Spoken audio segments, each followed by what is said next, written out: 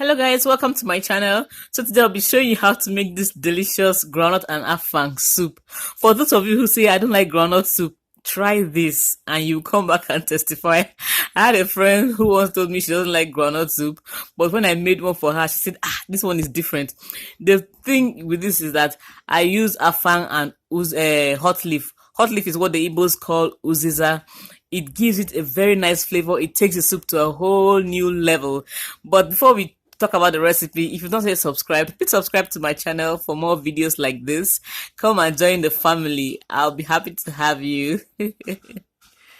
These are some of the things I'll be using for the soup: some goat meat, pomo, afang, dadawa. A comprehensive list will be in the description box, so you can get that.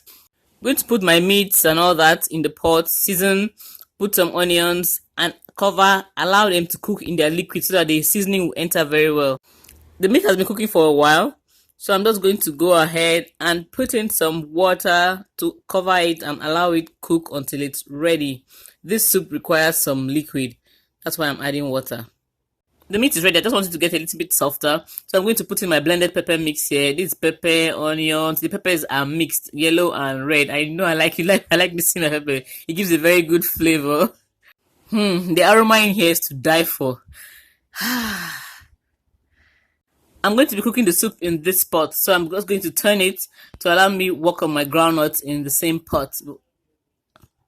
You don't have to do this step. You can just cook your meat in a separate pot and save yourself all this wahala. Just put the palm oil in the pot, sprinkle some salt, and pour in the onions. Don't bleach the palm oil, please. It should just be hot enough.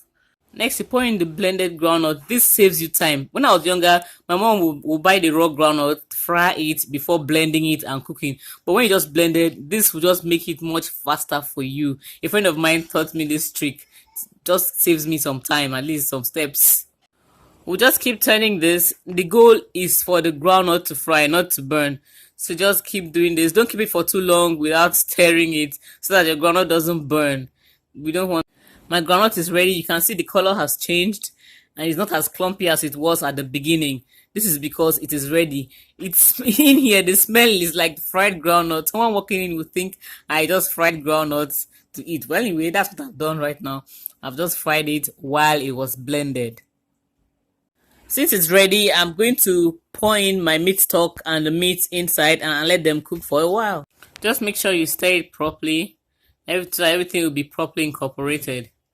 And cover the pot and allow this cook for a while so that everything will mix properly and the groundnut will cook properly too.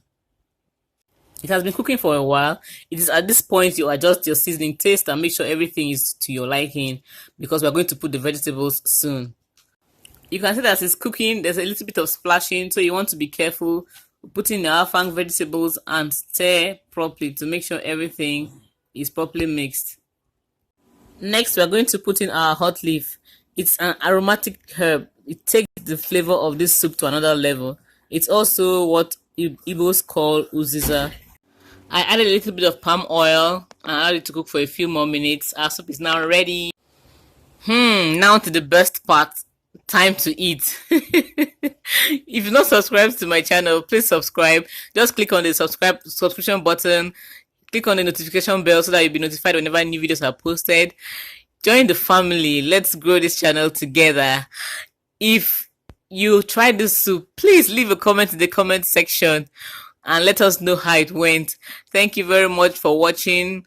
There are more recipes on my blog. You can visit my blog for more recipes, and more recipes will be coming your way here. So subscribe. Thank you for watching. Bye.